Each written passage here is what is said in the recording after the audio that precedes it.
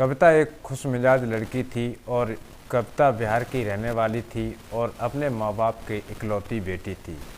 कविता का सपना जो था शुरू से ही बचपन से वह बड़े बड़े सपने देखा करती थी कि मैं आईएएस बनूंगा, मैं आईपीएस बनूंगा या मैं फिर डॉक्टर बनूंगा। कविता ने कभी ये नहीं बोला कि मैं इंजीनियर करूंगा या कोई जॉब करूंगा, लेकिन कविता के माँ बाप बिल्कुल गरीब परिवार से बिलोंग करते थे। जब कविता के ये बड़े बड़े सपने देखते थे और कविता जब अपने माँ बाप के पास में जा कर के जो उसकी दिल की भावनाएं थी वह शेयर करती थी, तो उसके माँ बाप सोचते थे कि बेटा तेरे जो सपने हैं वह ज़रूर पूरे होंगे। कविता ने जब हाई स्कूल में एडमिशन लिया तो उसने डिसाइड किया कि अब मुझे डॉक्टर बनना है और उसने नीट की तैयारी के लिए बायो फिजिक्स और केमिस्ट्री सब्जेक्ट का चुनाव किया। एक छोटे से कॉलेज से उसने अपना 10th और 12th पास किया। 12th पास करने के बाद में उसकी जिद थी कि कोटा एलन में मैं नीट की तैयारी करूं। अगर आप भी अपनी बच्चे, चाहे आपका डॉटर्स हो या फिर सन हो, अगर आपका बेटा या बेटी नीट की कोचिंग कर रहे हैं तो आपके लिए बहुत ही इम्पोर्टेंट ये वीडियो है, क्योंकि हम अमूमन बच्चों पर कुछ सोच से ज़्यादा ही भरोसा कर लेते हैं और गलतियां वहीं से होना शुरू हो जाती हैं। इस कहानी को अंत तक देखें। यदि आप गार्जियंस हैं, स्टूडेंट हैं, तब भी इस कहानी को अंत तक देखें, क्योंकि ये कहानी से आपको एक मोटिवेटेड कहानी निकल के सामने आएगी जो आपको दिल को छू लेने वाली कहानी होगी। दोस्तों, कविता बिहार के एक छोटे से गांव से बिलोंग करती थी। कविता ने 10th और 12th अपने बिहार से ही एक राजकीय इंटर कॉलेज से पास की। जब उसने अच्छे नंबरों से यानी बिहार बोर्ड से परीक्षा पास करने के बाद में कविता की जो परसेंटेज थी वह 92% थी, यानी उस समय वह टॉपर थी। तो उसने 10th क्लास से ही डिसाइड कर लिया था कि मुझे नीट करना है, बस वह 12th का इंतज़ार कर रही थी। आपने सबने सुना होगा कि कोटा का माहौल जो है, यानी एलन का जो माहौल है, एलन कोचिंग सेंटर अभी कोटा में है और सबसे बड़ा इंडिया में आज के समय अगर बात करूं तो एलन के नाम से लोग ज़्यादा जागरूक रहते हैं। वहीं पर एलन की कुछ अच्छाइयां हैं तो कुछ बुराइयां भी हैं। एलन की अच्छाइयां ये हैं कि स्टूडेंट को वहां पर अच्छी तरह से सिखलाई मिलती है, जिससे वह फर्स्ट चांस में एक नीट में अच्छा स्तर हासिल कर सके और अपनी रैंक ला सके। अक्सर आपने देखा होगा कि एलन के पढ़े हुए स्टूडेंट रैंक 1, 2, 3 तक एलन के स्टूडेंट निकलते हैं। बाकी बहुत सारे कोचिंग सेंटर हैं अलग अलग स्टेटों में, अलग अलग जगहों पर काफ़ी सारे कोचिंग सेंटर मिल जाएंगे आपको जीके और नीट के लिए, लेकिन ज़्यादातर बच्चे चुनाव करते हैं एलन का। कविता का सपना था कि मैं कोटा जाऊं और एलन में अपनी नीट की तैयारी पूरी करूं। वहां पर उसके गार्जियंस जाते हैं और कोटा में इंटर होने के बाद में 1 ईयर की कोचिंग के लिए जो कविता थी वह कोटा पहुंच जाती है। मदर फादर उसके साथ लगभग 10 से 15 दिन रुकते हैं और उसके बाद में बेटी को एक हॉस्टल में, यानी जो एलन इंस्टीट्यूट है उसके हॉस्टल में बेटी का एडमिशन हो जाता है, तो उसको हॉस्टल मिल जाता है। अक्सर हॉस्टलों का जो माहौल होता है काफ़ी बिगड़ा हुआ होता है। हॉस्टल में हर छोटे से छोटा व्यक्ति, बड़े से बड़ा व्यक्ति के बच्चे उस हॉस्टल में रहते हैं। हॉस्टल का माहौल होता है कि जब अपने दोस्तों के साथ में उठते बैठते हैं तो बच्चे को गलत हैबिट्स पढ़ने के ज़्यादातर चांस रहते हैं। अगर बच्चा अकेलेपन में शुरू से ज़िंदगी जिया है तो वहाँ पर भी वह अकेला रह करके अपनी पढ़ाई पूरी कर सकता है। क्या वहाँ पर हमको इस दोस्ती करना चाहिए या नहीं करना चाहिए? ऐसी जगहों पर हमें दोस्ती अपनी लिमिट के हिसाब से करना चाहिए।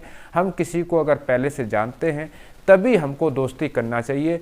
यदि हम किसी को नहीं जानते हैं तो क्लास की दोस्ती क्लास तक ही सीमित रहना चाहिए और अपने ये नहीं कि हमारे रूम तक किसी की ज़्यादा घनिष्ठ दोस्ती होना हमारे लिए लाभकारी हो सकती है या फिर हानिकारी हो सकती है। ये आपको जानकारी बहुत ज़रूरी है। तो ऐसा ही कुछ कविता के साथ में हुआ। जब कविता वहाँ पर एडमिशन ले लेती है, उसके गार्जियंस उसको छोड़ करके और अपने घर वापस आ जाते हैं। कविता की धीरे धीरे जो और भी स्टूडेंट थीं उनके साथ में दोस्ती बढ़ती है और कविता जो है पढ़ने में बहुत ही टैलेंटेड लड़की थी और इसी के लिए इसी का फ़ायदा उठाते हुए उसकी सहेलियां उससे दोस्ती मानने लगी। कविता ने सोचा कि हमारी बहुत ही घनिष्ठ दोस्ती है और जहाँ पर ये ले जाएंगी या जहाँ पर जाएंगी अगर मेरे से कहेंगी तो हम अवश्य जाएंगे क्योंकि मुझे इन पर पूर्ण भरोसा है। लेकिन कविता ने सबसे बड़ी गलती यही कर दी कि उनसे दोस्ती किया और उन पर विश्वास कर बैठी। वह लड़कियां जो थीं बड़े घराने से बिलोंग करती जिससे कविता की दोस्ती हुई और कविता एक छोटे परिवार से बिलोंग करने वाली लड़की थी।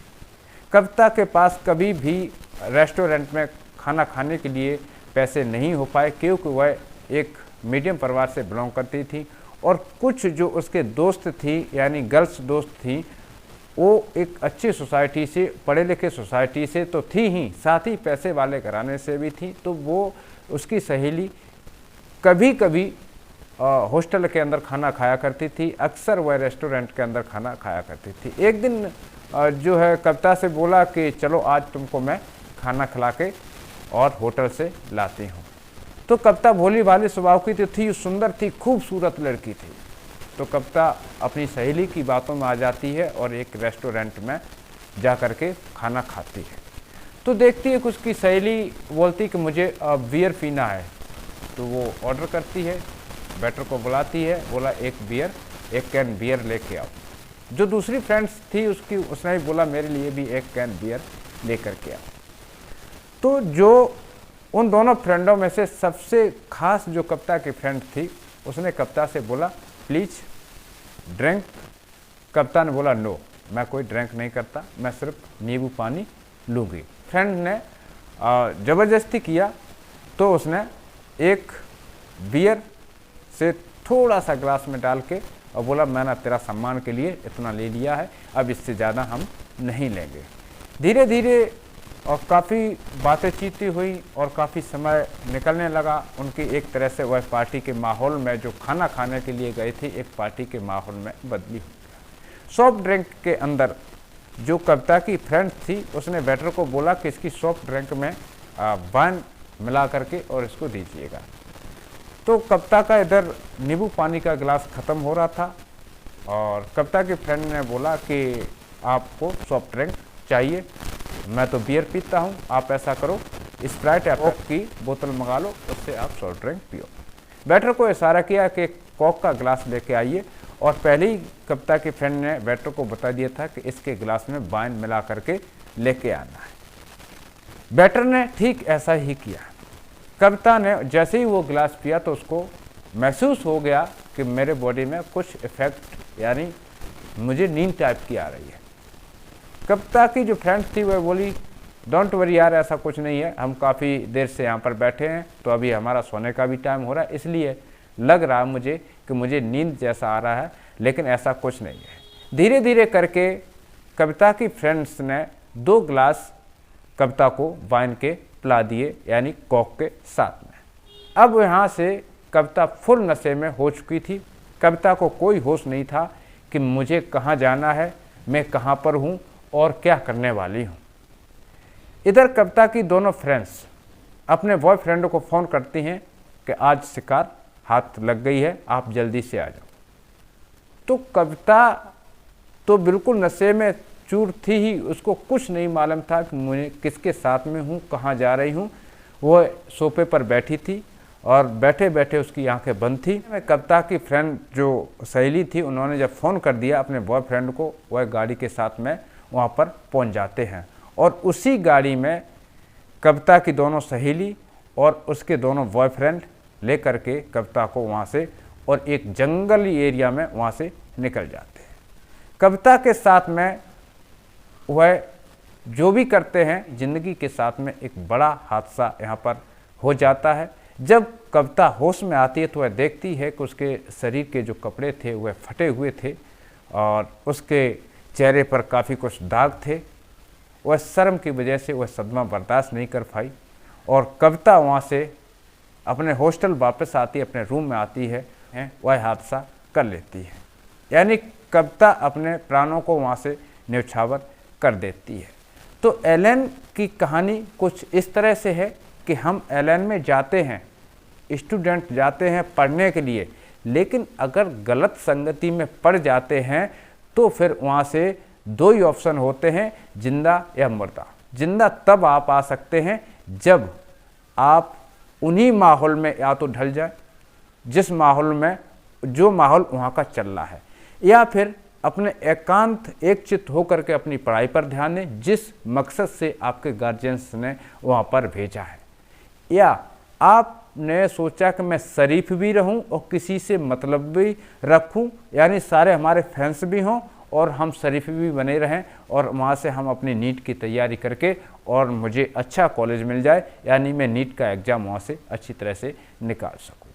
तो ये छोटी सी कहानी आप सभी को ये आगाह करती है कि जहाँ पर भी आपके गार्जियंस आपको भेजते हैं, चाहे आप स्टूडेंट हैं या फिर आप बाहर किसी सर्विस के काम से जा रहे हैं, उससे पहले आपको अपनी इज्जत, अपने परिवार की इज्जत अवश्य देखना है। मैं कौन हूँ, मैं यहाँ किस लिए आया हूँ और मैं क्या करने वाला हूँ, ये चीज़ें भी आपको बहुत ही ध्यान से समझना पड़ेगा। क्योंकि और सबसे बड़ी गलतियाँ हमारे गार्जियंस भी करते हैं।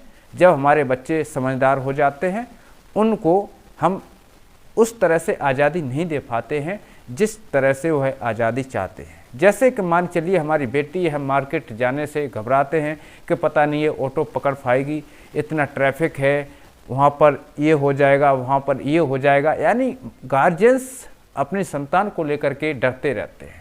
तो अंदर से अपना डर निकालिए, अपने बच्चों को इतना स्ट्रॉन्ग कीजिएगा कि कोई भी अगर बच्चों की तरफ आंख उठा करके भी देखे तो बच्चे फिर उसकी आंख से खेलना या उसकी आंख निकालने की काबिलियत रखे। बच्चों की तरफ अगर कोई उंगली उठा करके भी देखे तो बच्चे इतने टैलेंटेड होना चाहिए कि उसकी उंगली को नीचे झुकाना भी सीखे।